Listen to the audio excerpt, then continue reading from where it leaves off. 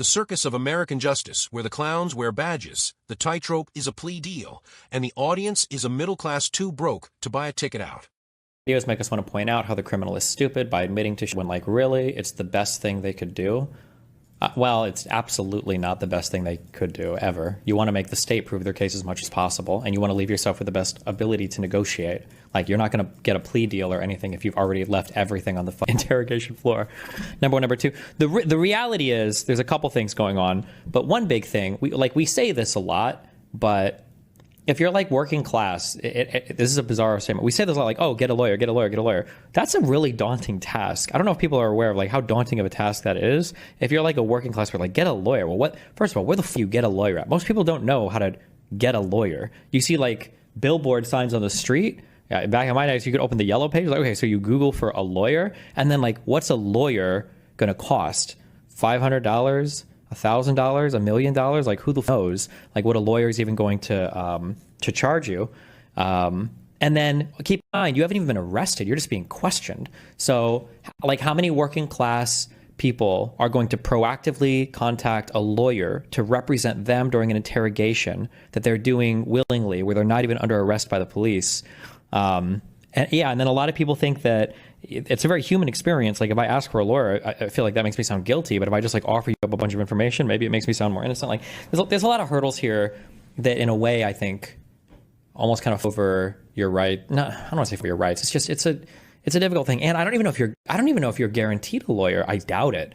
I don't know if you've got the positive right to have like a public defender if you're not even under arrest.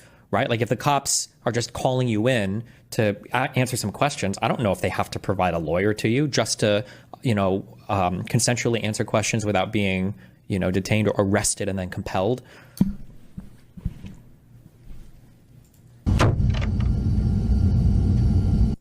So was this his idea or your idea? Mine. Yours? But he was right there with me the whole time. What do you think should happen here? I think the chatter was making a moral statement that you should accept the consequences of your actions. Oh, on an interpersonal level? Yeah, maybe, I guess, maybe, yeah. You've already said you understand what you did was wrong, correct? What do you think should happen?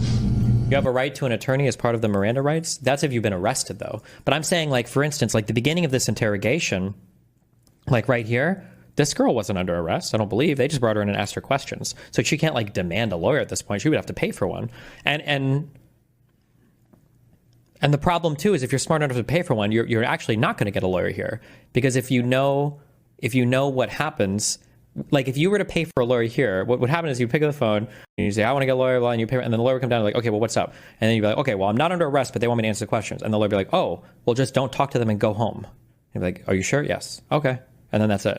Because unless you're under arrest, there's no reason you have to say anything. Fucking cause, right? You don't have to. So there's not even like, so it's almost like a circular self-defeating argument. You really should just never, I mean, if you're trying to maximize your own rights, you should just never, there's a balancing test here. It's not that simple. Because I don't want to say you should never talk to the cops ever. Because there might be a time where you can provide valuable information to help somebody, or if there is somebody who's like, just be careful. You generally just don't. If you've done, especially if you've done something wrong, or if you think somebody thinks you've done something wrong, like, she just talks all kinds of crap, and it's anger that's built up after days and days of dealing with it. And Step into the digital coliseum, where the gladiators wield keyboards instead of swords. The crowd is a Twitch chat screaming for blood, and the prize is a fleeting moment of clout before the algorithm buries you in a pile of cat videos. In this corner of the internet, where political streamers like Stephen Destiny Bonnell dissect the world's broken systems with the precision of a surgeon and the glee of a pyromaniac, a peculiar moment has emerged from the pixelated swamp. It's a rant, a chaotic sermon delivered midstream, where Destiny lays bare the brutal truth about the justice system. It's a meat grinder designed to chew up the middle class, spitting out their savings, their dignity, and their faith in fairness. With a mix of exasperation and insight, he exposes the absurdity of expecting a working-class person to navigate a labyrinth of legal fees, Miranda rights, and interrogation rooms, all while the cops play good cop, bad cop, and the lawyer you can't afford tells you to go home. This is the internet's version of Kafka's The Trial, except the judge is a billboard ad for injury lawyers for you, and the verdict is always guilty of being broke. This moment, captured in a stuttering stream of consciousness tirade, is a microcosm of the online political ecosystem, where truth is a prop, outrage is currency, and the middle class is just collateral damage in a game rigged by the powerful.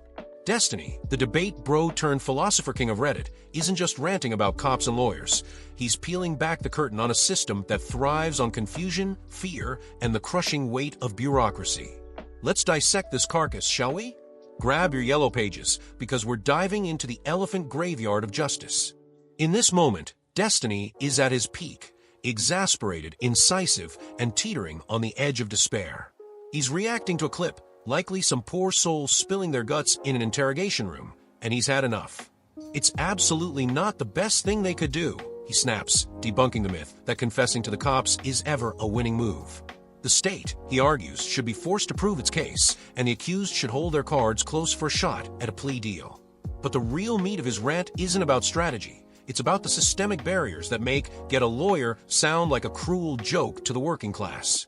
It's a masterclass in exposing the rot, delivered with the raw energy of a man who's seen too many chat wars to believe in justice anymore. Destiny's not just a streamer, he's a mirror, reflecting the absurdity of a world where the rules are written by the rich, enforced by the powerful, and paid for by everyone else. His rant is a performance, a chaotic symphony of rage and reason, played to an audience that's as likely to clip his best lines as to cancel him for a bad take. To understand this, we need to peel back the layers of this rotten onion, starting with the justice system itself. The problem starts before you're even arrested. Imagine you're a middle-class worker, say a teacher or a mechanic, called in for questioning by the police. You're not under arrest, just helping with inquiries. Do you hire a lawyer? Most people wouldn't. It's not just the cost, it's the psychology. If I ask for a lawyer, I look guilty, Destiny notes, capturing the human instinct to cooperate, to prove your innocence by spilling your guts. But that's the trap. The cops aren't your friends, they're fishing for a confession, and every word you say is another nail in your coffin. A lawyer would tell you to shut up and go home, but who has a lawyer on speed dial? Not the guy working double shifts to pay rent. This is the rotten core of the system. It preys on the vulnerable, exploiting their ignorance and fear. The middle class, stuck between the wealthy who can afford top-tier legal teams and the poor who qualify for public defenders, is left to fend for itself. Public defenders, Destiny points out, aren't guaranteed if you're not under arrest. And even if you are, good luck getting one who's not juggling 50 other cases. The result is a system that punishes you for being neither rich nor destitute, for daring to exist in the murky middle where the American dream goes to die. Destiny's rant is a spotlight on this injustice, but it's also a confession of his own powerlessness. He can explain the system's flaws with surgical precision, but he can't fix them. He's streaming to thousands, not legislating in Congress. His audience, those DGG warriors, can spam based all they want, but they're just as trapped in the system as he is. It's a performance of rage against a machine that doesn't care, and that's what makes it so quintessentially elephant graveyard, a celebration of the rot, a dance in the ashes of a world that never worked right to begin with. This is where Destiny's empathy shines through, a rare glimpse of humanity in a man who's built a career on dismantling his opponent's arguments. He gets it. The average person doesn't have a lawyer on retainer, doesn't know how to find one, doesn't even know what one costs. And the system counts on that. It's a machine that thrives on your ignorance, your fear of looking guilty, your inability to pay for protection. The rich skate through with their $500 an hour attorneys. The poor get a public defender, overworked but free. The middle class, they're stuck, forced to choose between bankrupting themselves on legal fees or rolling the dice on their own innocence. Let's talk about the real elephant in the room, clout. Destiny's rant isn't just a critique of the justice system. It's a performance in the digital coliseum, where every word is a potential clip, every take a potential meme. He knows this, and he plays to it. The line about Googling lawyers and billboard signs? It's gold, the kind of quip that gets screenshotted and posted on Reddit with a title like Destiny destroys the justice system in 30 seconds. The exasperation, the sarcasm, the yellow pages jab, it's all part of the show, a masterclass in turning rage into content. But there's a darker truth here. Destiny, for all his insight, is trapped in the same system he critiques. The justice system screws the middle class, but so does the cloud economy. Streaming is a hustle, a relentless grind where you're only as good as your last viral moment. Destiny's audience expects him to be the voice of reason, the guy who can break down systemic failures in a way that makes them feel smart. But they're also fickle, ready to turn on him if he misspeaks or picks the wrong fight. The same chat that cheers his takedown of the justice system will clip his next bad take and send it viral with a caption like, "Destiny fumbles again." The clout economy is a mirror of the justice system. Both prey on the vulnerable, reward the powerful, and leave the middle class scrambling for scraps. Destiny's rant is a rebellion against this, but it's also a surrender. He's shouting into the void, knowing that his words will be clipped, memed, and forgotten by the next news cycle. It's a Sisyphean task, but he keeps pushing the boulder because that's the game. And in the elephant graveyard, the game is all there is.